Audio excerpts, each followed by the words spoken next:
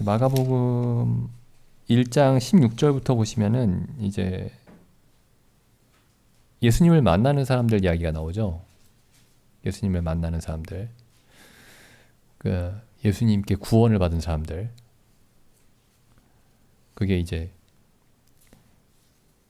여기 지금 예수님을 만나는 사람들이 전부 다 어떤 그 구원, 영적인 구원의 그림자입니다. 영적인 구원의 그림자인데 예수님께 은혜를 입고 예수님 안에서 역사하는 하나님의 능력을 경험한 사람들의 모습이 다양합니다. 다양합니다.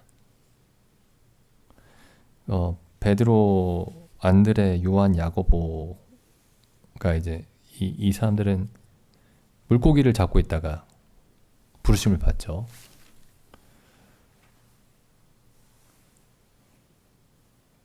그리고 여기 1장 21절부터 28절 사이에 나오는 그 귀신 들린 사람은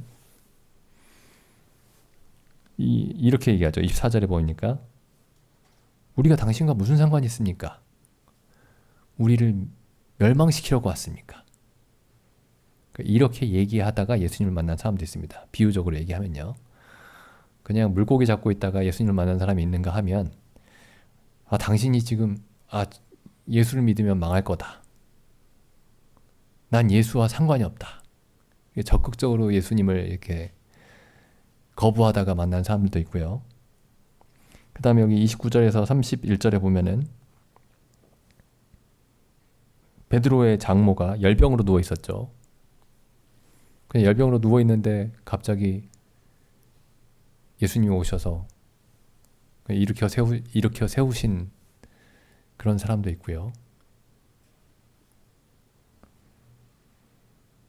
그 다음에 여기 40절에 보시면은 어떤 문둥병자가 예수님을 만나죠. 여기 보면은 한 문둥병자가 예수께 와서 꿇어 엎드려 가로되 간구하여 가로되 원하시면 저를 깨끗게 하실 수 있나이다.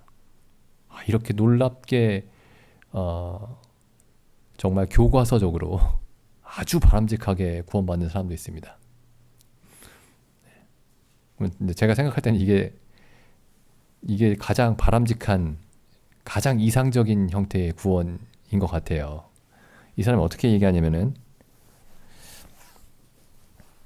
저를 깨끗게 해주십시오. 이렇게 저를 깨끗하게 해주십시오. 문둥병 걸린 사람이 저를 문둥병에서 깨끗하게 해주십시오. 제가 그것을 간절히 원합니다. 이렇게 얘기하지 않고 당신이 원하시면 깨끗하게 해주십시오. 이렇게 얘기하죠. 여기에 이제 그런 얘기는 나오진 않는데 아마도 예수님의 산상수훈을 들었던 사람이 아닐까 싶습니다. 예수님이 기도를 가르치실 때에 예수님이 이제 그 기도를 가르치셨죠. 제자들에게. 근데 제자들에게만 가르치시지 않고 아마 자주 가르치셨을 겁니다. 여기저기서. 근데 이제 기도할 때 이렇게 기도하라고 하셨죠. 하늘에 계신 우리 아버지여, 이름이 거룩히 여김을 받으시오며 하다가 뜻이 하늘에서 이루어진 것 같이 땅에서 이루어지이다. 그러니까 아버지의 뜻이 이루어지기를 위해서 기도하라. 이렇게 가르치셨죠.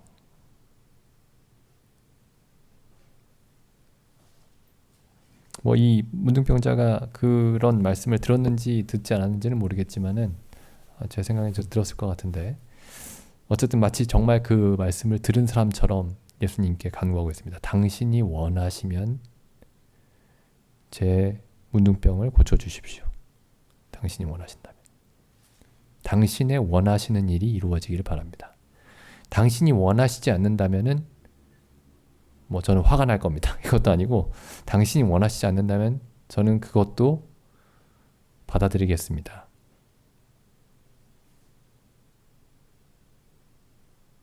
당신의 뜻이 유일하게 중요합니다. 당신이 원하시는 것이 유일하게 중요합니다. 이렇게 이제 아주 이상적으로, 아주 모범적으로 이렇게 구원받은 사람도 있습니다. 근데 여기 보면 이제 이 문둥병자만 예수님을 만나고 예수님의 능력을 경험한 게 아니고, 아까도 말씀드렸지만 이 앞에 베드로부터 시작해가지고 귀신 들린 사람으로부터 해서 시몬의 장모, 여러 형태로 사람들이 예수님을 만납니다. 실질적으로 예수님을 만났죠. 실질적으로 예수님의 구원의 능력을 경험했습니다. 그래서 여러 가지 형태로 만납니다. 이게 우리가 이제 생각을 해야 되는 부분인 것 같아요. 옛날에 뭐 구원, 간증, 구원 분별할 때 무슨 말씀으로 구원받았어? 이런 게 물어봐요. 몇 장 몇 절이야? 무슨 책 몇 장 몇 절이냐?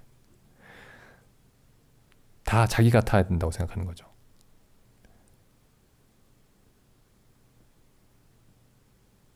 우리도 그럴 수 있습니다. 우리도 내 경험이 틀이 될 수가 있죠. 그래서 이제 이런 거예요. 나하고 경험이 비슷해? 그러면 저 사람 무조건 구원받는 겁니다. 또 반대로 아닐 수 있는데, 나하고 달라? 그럼 이제 이상한 거죠.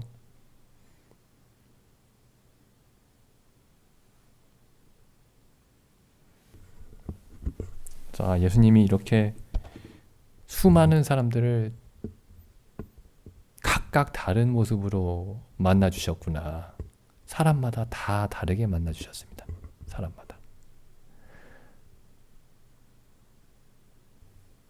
이게 이제 굉장히 어찌 보면 굉장히 이제 놀라운 일입니다. 사람마다 다르게 다루신다라는 게, 사람마다. 뭐 그런 얘기를 하죠. 똑같은 두 사람이 없다고. 일란성 쌍둥이도 다르다고 하죠. 이 세상에 절대로 똑같은 두 사람이 없습니다. 예수님이 모든 사람을 다 다르게 다루시죠. 하나님이 모든 사람을 전부 다 다르게 다루십니다. 근데 이제 중요한 사실은, 그러니까 모든 게 다 다른 게 아니고, 모든 게 다 다르다는 게 아니고, 동일한 하나님이 모두 다르게 다루시죠. 그들에게 임한, 모든 다른 사람에게 임한 구원은 동일한 구원이지만, 그 동일한 구원이 모두 다른 모습으로 임합니다. 그러니까 이게 지금 제가 이제 구원에 대해서만 말씀을 드렸는데, 이런 눈으로 그 교회 생활을 할 때에도, 성도들을 바라볼 때에도 이런 눈으로 바라볼 필요가 있는 것 같습니다.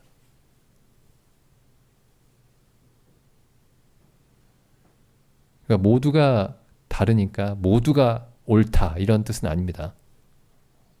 분명히 옳지 않은 게 있죠. 근데 이제 다 나와 같아야 되는 건 아닙니다.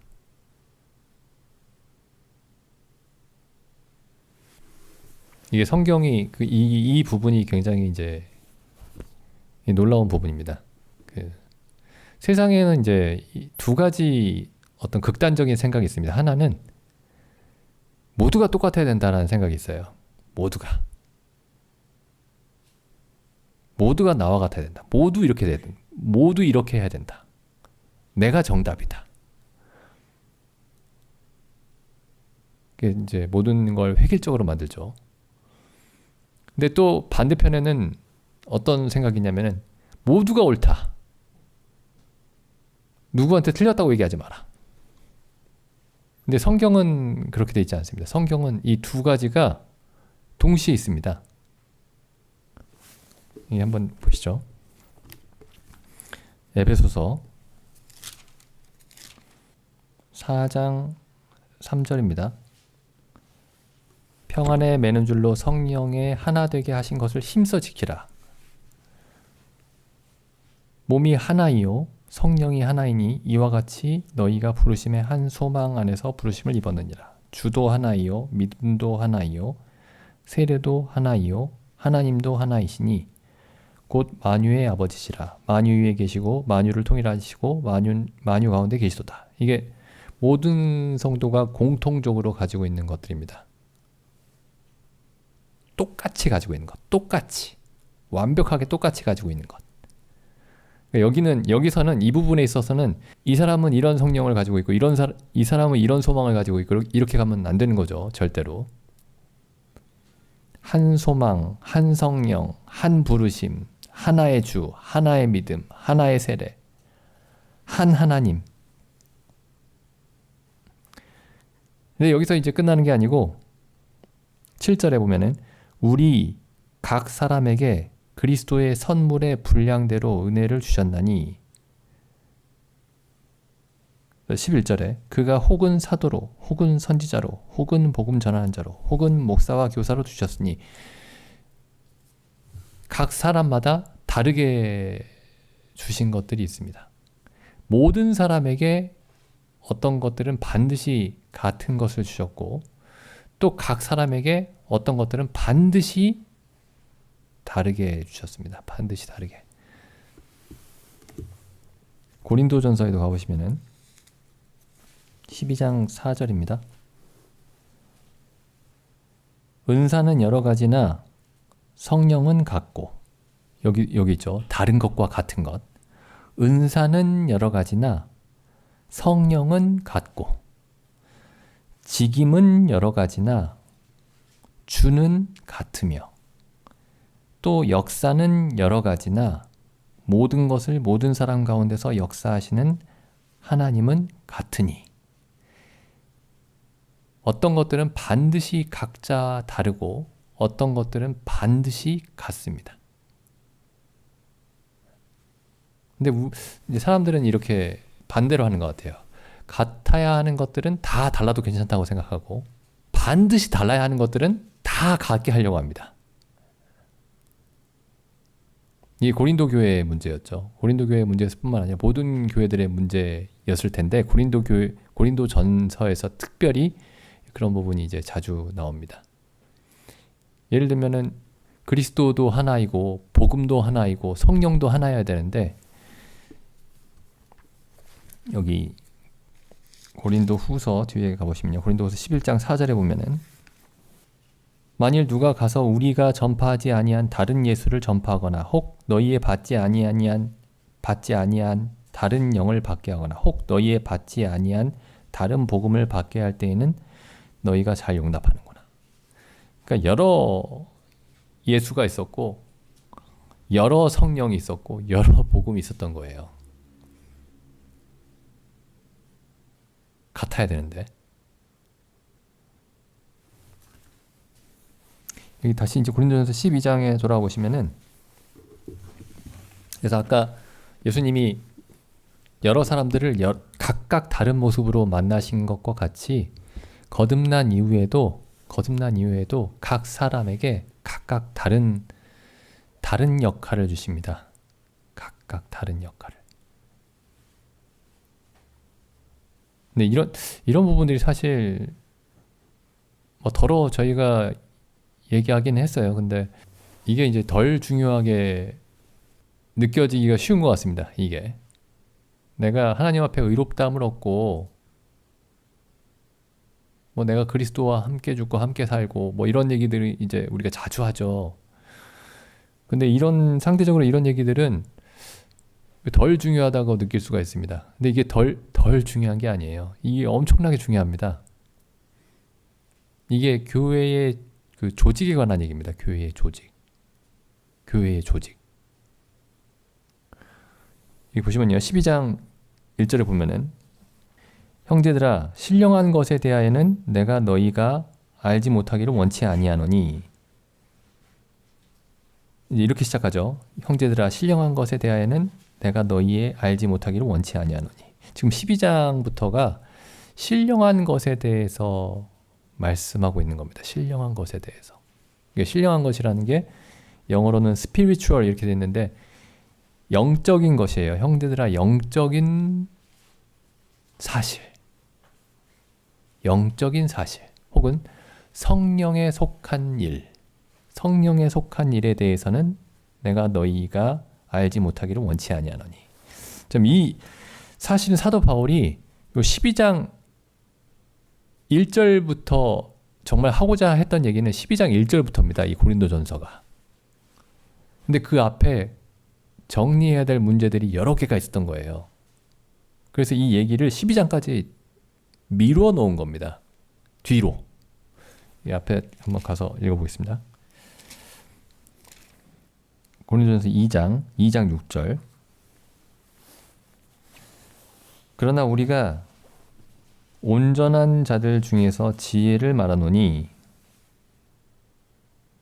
이게 제가 지금 드리는 말씀이 우리 고린도전서 책자에 있습니다. 제가 확인해 보진 않았지만 제가 이 얘기를 여러 번 한 기억이 있기 때문에 고린도전서 책자에 있습니다.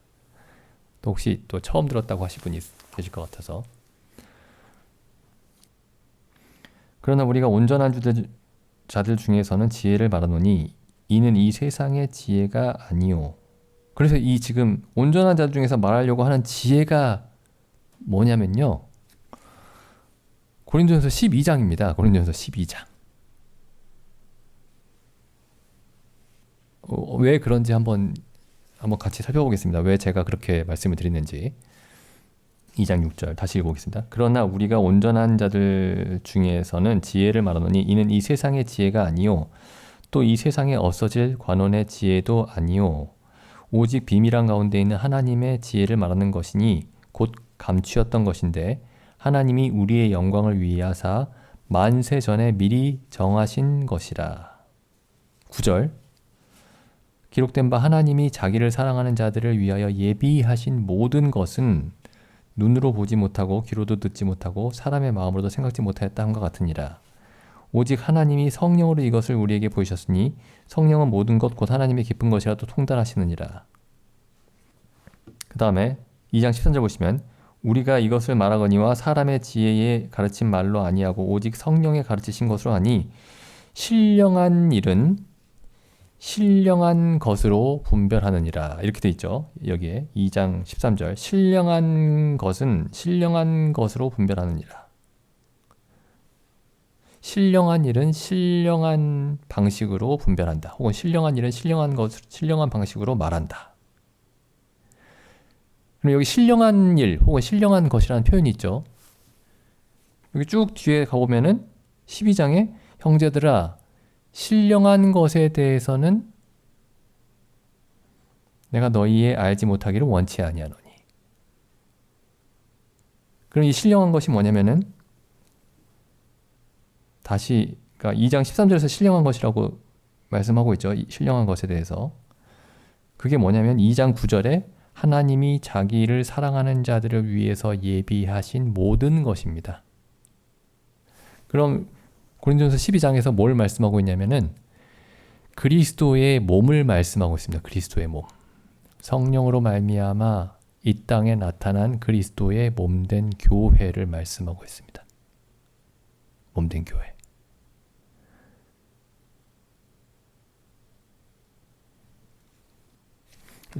조금 더 앞에서 보시죠. 다시 2장 6절 다시 보시면은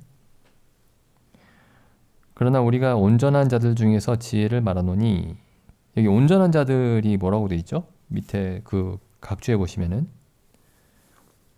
온전한 자들, 제 성경에는 온전한 자들 앞에 3, 숫자 3 있어서 밑에 보면은 혹 장성한 이렇게 돼 있습니다. 그러니까 헬라어가 같은 헬라어인데 온전한 자들이라고 번역할 수도 있고 장성한 자들이라고 번역할 수도 있습니다. 똑같은 말이에요. 온전하다, 완전하다, 장성했다, 어린아이가 아니다 이런 뜻입니다. 장성한 자들 중에서는 지혜를 말한다. 근데 3장 보시죠. 3장 1절 형제들아 내가 신령한 자들을 대함과 같이 너희에게 말을 할 수 없어서. 그게 무슨 말이죠? 신령한 것에 대해서 너희에게 말을 할 수가 없다. 이런 말씀이죠 지금. 내가 너희에겐 신령한 것에 대해서 말할 수가 없다. 육신에 속한 자 곧 그리스도 안에서 어린아이들을 대함과 같이 하노라. 그러니까 여기 2장 6절에서 장성한 자들 중에서 말할 수 있는 진리는 너희에게는 말할 수 없다. 이렇게 말씀하고 있는 거죠. 그래서 어린아이들의 상태에 있는 이 고린도 교회를 그 어린아이와 같은 문제들을 다룹니다. 먼저. 그게 10장까지예요. 10장까지입니다. 그리고 11장부터 교회에 대해서 말씀하고 있는 겁니다. 교회에 대해서.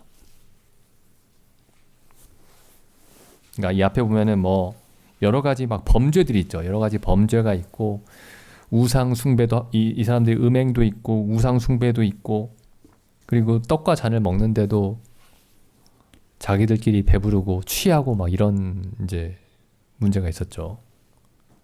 그리고 사람을 자랑하고 여러 가지 그냥 완전히 세상적인 어떤 상황이 고린도 교회 안에 그대로 있었던 겁니다. 그것들을 다루는 거예요. 그리고 나서 이제 너희가 신령한 것을 너희가 알지 못하기를 원치 아니한다 하면서 신령한 것에 대해서 설명하기 시작하시는 겁니다. 그러니까 이 지금 12장이 사실은 사도 바울이 고린도 교회의 어떤 상태가 좀 정상적이었더라면은 바로 12장부터 얘기를 했을 거예요. 하나님이 창세 전부터 자기를 사랑하는 자들을 위해서 예비하신 모든 것에 대해서 얘기를 했을 겁니다. 지혜를 얘기했을 거예요. 장성한 자들 중에 하나님의 지혜, 감추었던 하나님의 지혜를 처음부터 말했을 겁니다.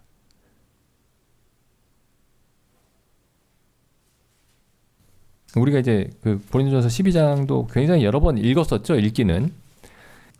하나님이 이 그리스도의 몸을 통해서 일하십니다. 그리스도의 몸을 통해서 각 지체를 돌보시고요. 그리스도의 몸을 통해서 일을 하십니다. 그러니까 교회가 만약에 올바르게 작동하지 않는다. 교회가.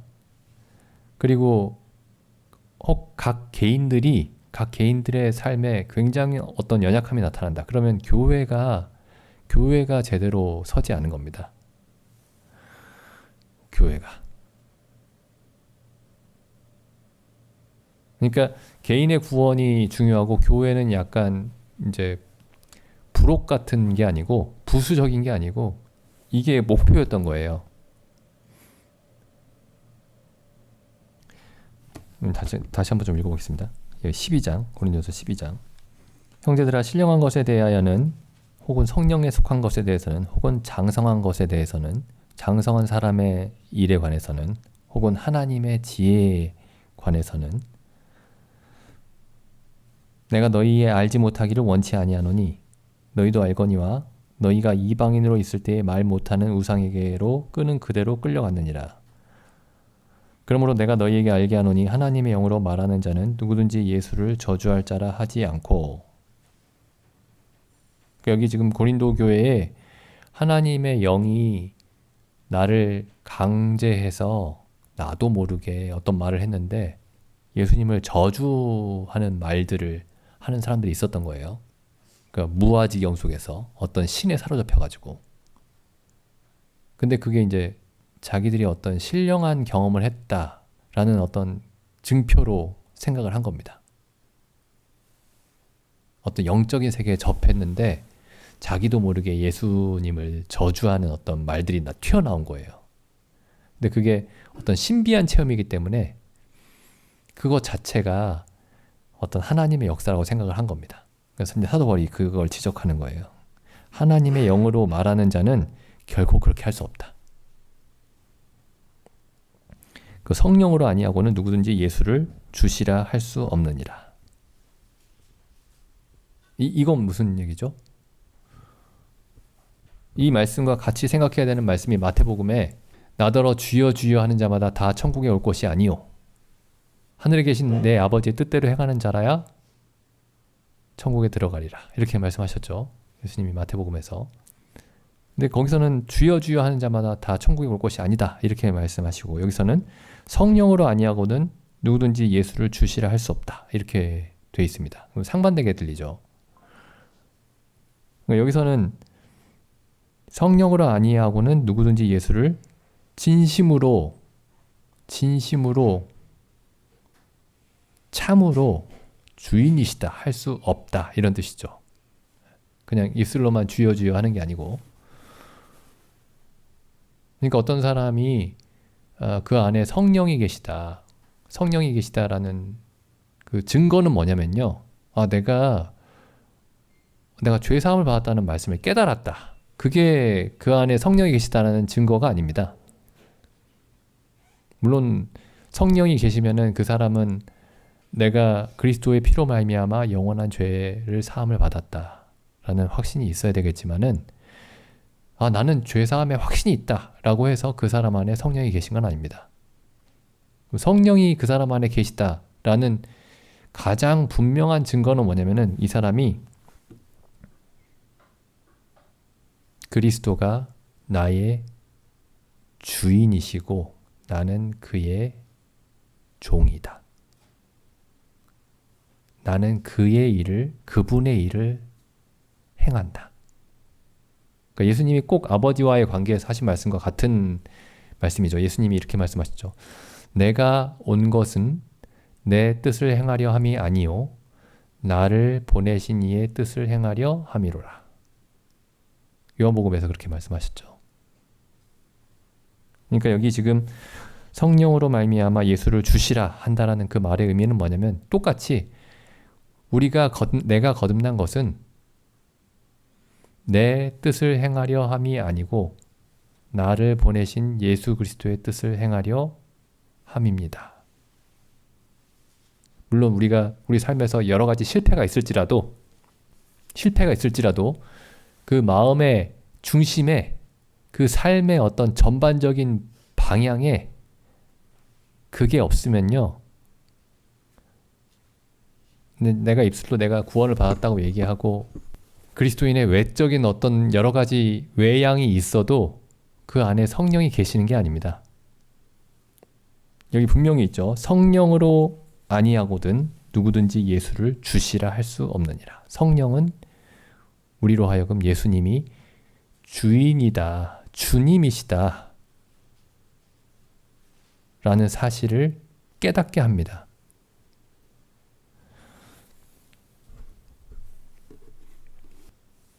그리고 나서 이제 은사와 그 직분과 역사에 대해서 얘기를 합니다. 4장 5장 4절 5절 6절에서요. 4절 5절 6절.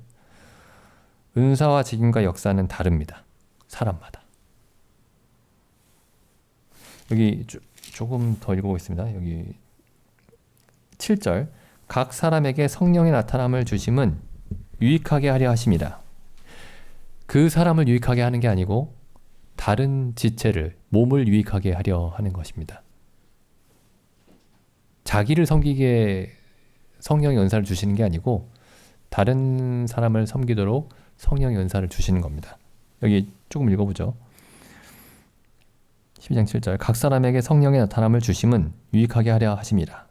어떤 이에게는 성령으로 말미암아 지혜의 말씀을, 어떤 이에게는 같은 성령을 따라 지식의 말씀을, 다른 이에게는 같은 성령으로 믿음을. 그러니까 여기서 말하는 믿음은 특별한 믿음입니다. 아주 특별한 믿음. 어떤 이에게는 한 성령으로 병 고치는 은사를, 어떤 이에게는 능력 행함을, 어떤 이에게는 예언함을, 어떤 이에게는 영들 분별함을, 다른 이에게는 각종 방언 말함을, 어떤 이에게는 방언들 통역함을 주시나니 이 모든 일은 동일한 성령이 행하사 성령의 뜻대로 각 사람에게 나눠주시느니라. 그러니까 어떤 사람이 나는 병 고치는 사람 되고 싶어 라고 해서 그 사람이 병 고치는 사람이 되는 게 아니고 나는 예언하는 사람이 되고 싶어. 그렇다고 해서 그 사람이 예언하는 사람이 되는 게 아닙니다. 여기 이제 굉장히 중요한 조건이 이거예요. 그 뜻대로, 성령의 뜻대로. 그 다음에 여기서는 이제 각 지체가 각각 다른 은사를 가졌다라는 얘기를 하고 계신 것이고, 12절에 보면은 몸은 하나인데 많은 지체가 있고 몸의 지체가 많으나 한 몸인 것 같이 그리스도도 그러하니라. 여기서는 이제 그 각각 다른 은사가 한 몸을 이루고 있는 것이다 라는 얘기를 하고 계신 겁니다. 그러니까 11절까지는 각 그리스도인에 대한 얘기예요. 각 그리스도인. 그러니까 나와 성령의 관계입니다. 나와 성령. 근데 여기 12절부터는 그 각각의 거듭난 한 사람 한 사람이 모여서 몸을 이룬 얘기를 하고 계신 겁니다. 근데 이제 이게 교회에 대한 어떤 경험이 보통 이제 일반적인 교회에서는 앞에 설교자가 있고 학교나 학원처럼 이렇게 성경 얘기를 듣고, 그러니까 설교자하고만 연결이 되어 있죠. 혹은 목사하고만. 근데 여기 보시면은 모든 지체가 서로에게 연결되어 있습니다. 서로에게. 그것도 아주 구체적으로 연결이 되어 있습니다. 각각 역할이 다르게 연결되어 있어요. 각각 역할이 다르게. 서로 친하게 지낸다 뭐 그런 게 아니고요. 그 목사님하고만 친하게 지내는 게 아니고 성도들도 서로 친하게 지낸다 그런 얘기가 아니고요. 이게 각각 다른 역할을 하면서 서로를 돌아보게 되어 있습니다. 영적인 은사를 가지고.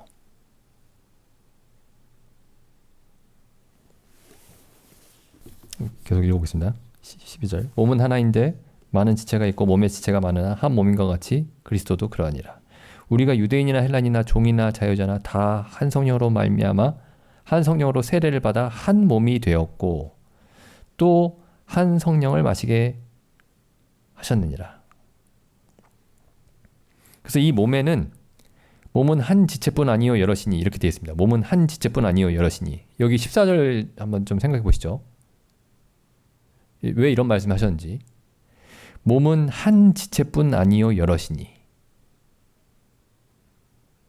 그럼 여기 이제 두 가지 이 고린도 교회에 문제가 있었던 겁니다. 하나는 뭐냐면은 다 어떤 한 지체가 되려고 했어요. 나는 눈이 되고 싶다. 근데 고린도 교회 성도들이 다 눈이 되고 싶어 했던 겁니다. 혹은 다 다 입이 되고 싶어 하거나 다 손이 되고 싶어 하거나 그랬던 거예요.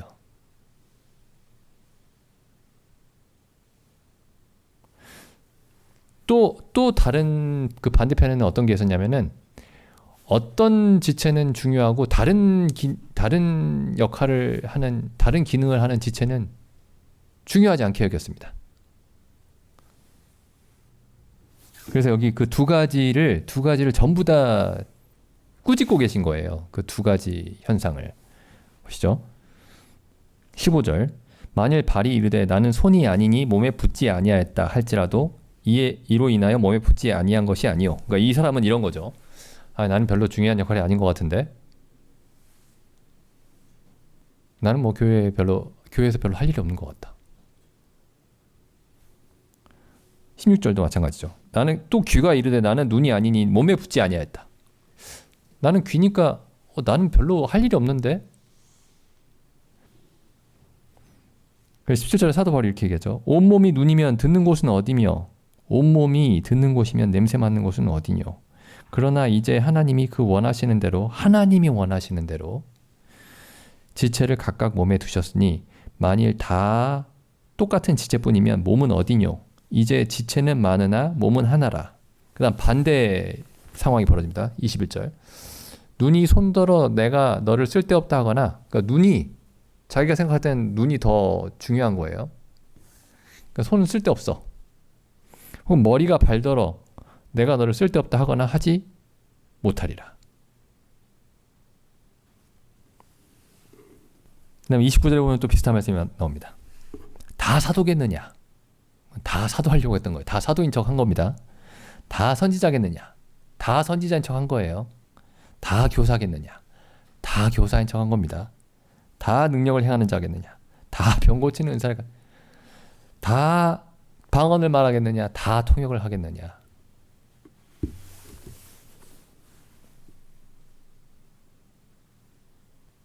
이게 이제 성경이 말하는 지금 사도 바울이 고린도 교회에게 그리고 우리 모든 그 이후의 모든 교회 2000년 역사 동안의 모든 교회에게 가르치고자 하셨던 게 뭐냐면은 12장 1절에 다시 돌아가 보시면은 신령한 것입니다. 이게 영적인 사실, 영적인 사실. 그리고 고린도전서 2장 7절에 보시면은 오직 비밀한 가운데 있는 하나님의 지혜입니다. 이게 오직 비밀한 가운데 있는 하나님의 지혜를 말하는 것이니 곧 감추었던 것인데 이제 드러난 거죠. 그러니까 구약 시대에는 드러나지 않았던 겁니다. 이제 드러난 거죠. 곧 감추었던 것인데 하나님이 우리 영광을 위하사 만세 전에 미리 정하신 것이라. 그리고 9절에서는 하나님이 자기를 사랑하는 자들을 위해서 예비하신 모든 것입니다. 이게 하나님이 우리를 위해서 예비하신 모든 것입니다.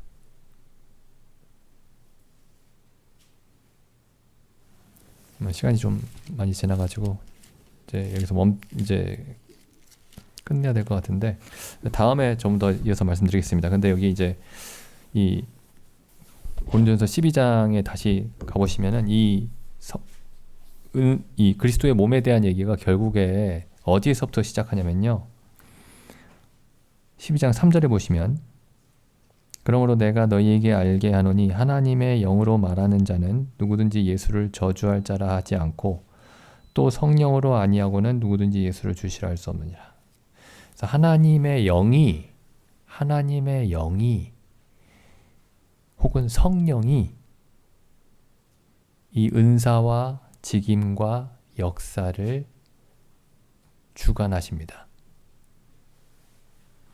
그러니까 이렇게 할 수 있어요. 나는 그러니까 이제 이렇게 생각할 수 있죠. 나는 저 은사가 좋은데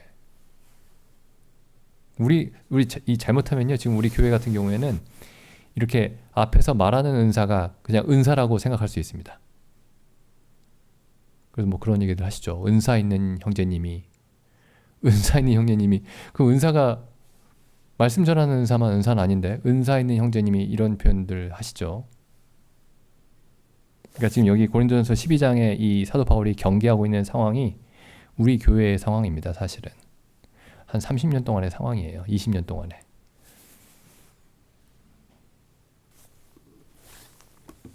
근데 여기 보면 이제 이렇게 돼 있습니다. 결국 그래서 그럼 내 은사는 뭐지 하고 골똘히 생각해 보면 은사가 막 드러나는 게 아닙니다. 여기 보면 이렇게 돼 있죠. 다시 보시면은 하나님의 영으로라는 표현이 있고 12장 3절에 성령으로.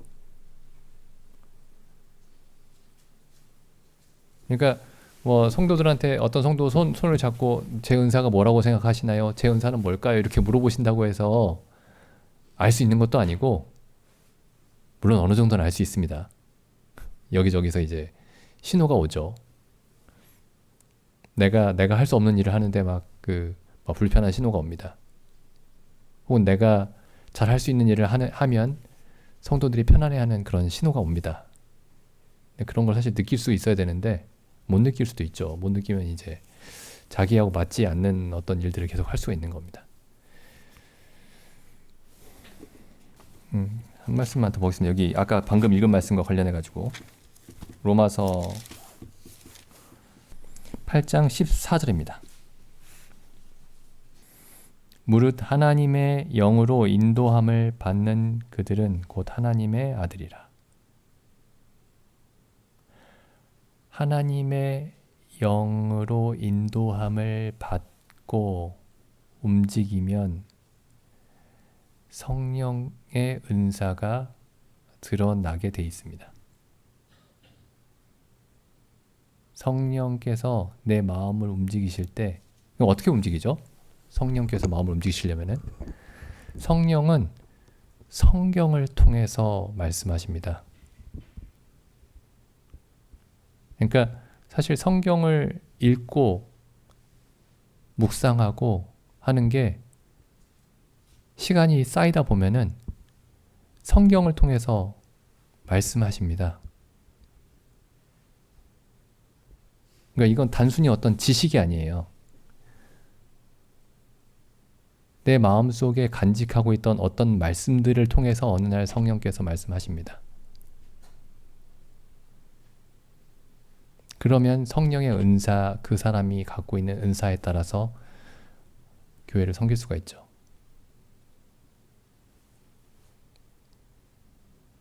근데 우리가 이제 지난 시간들을 돌아보면은 그냥 모든 죄를 사함 받았고 깨끗하심을 얻었고, 자 이제 또 사망에서 살리심을 받았고, 죄에서 건지심을 받았고, 이제 감사하면서 성도들이 서로 섬기면서 자주 모여서 합시다. 그리고 전도도 열심히 하고요. 이런 식으로 이제 이해를 하고 있었던 게 아닌가 싶습니다. 어떤 신앙생활에 대해서. 그러니까 모두가 똑같이 가져야 되는 것들에 대해서만 주로 얘기를 하고, 모든 사람이 완전히 다 각각 달라야 되는 부분에 대해서는 별로 얘기가 되지 않고, 그럼 만약에 그렇게 되면은 모두가 한 지체뿐이고 은사는 뭐 한두 가지 뿐이고 이렇게 되는 겁니다. 그러면 몸은 움직일 수가 없죠. 온몸이 눈으로 돼 있거나 온몸이 귀로 돼 있거나 온몸이 입으로 돼 있거나 뭐 이렇게 되는 겁니다. 그러니까 그러면 이제 하나님이 성령께서 교회를 통해서 움직이시는데, 성령께서 일하시는 모습을 우리가 보지 못하는 이유가 아마 여기에 있을 겁니다.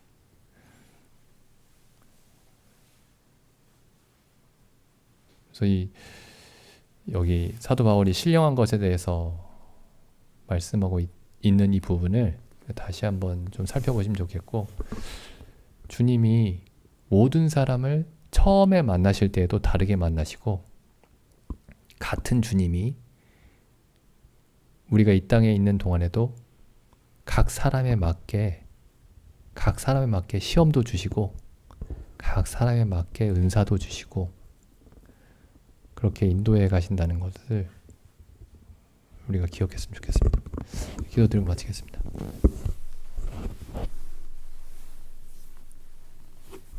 하나님 아버지, 자 무릇 하나님의 영으로 인도함을 받는 자들이 하나님의 자녀라고 말씀하셨사온데, 참 저희가 주의 성령으로 말미암아 인도하심을 받는 그런 삶에 대해서 저희로 알게 하여 주시옵소서.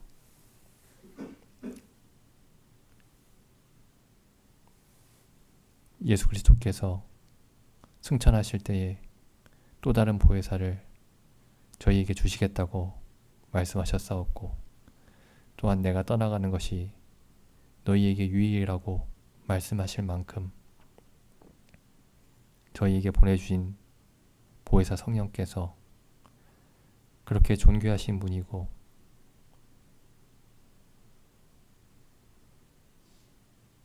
정말 그리스도께서 제자들과 함께 계시는 것보다 더욱 유익하다고 말씀하신 그러한 분이실진데, 저희에게 저희 가운데 계신 그 복되신 보혜사 성령께서 저희 가운데서 일하고 계심을 저희로 보게 하여 주시옵소서. 저희가 사람의 눈으로 원하는 것을 쫓지 않게 하시고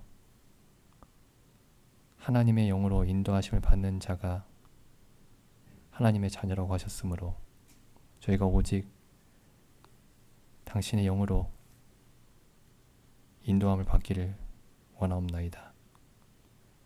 저희를 도와주시옵고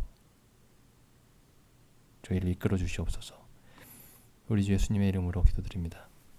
아멘.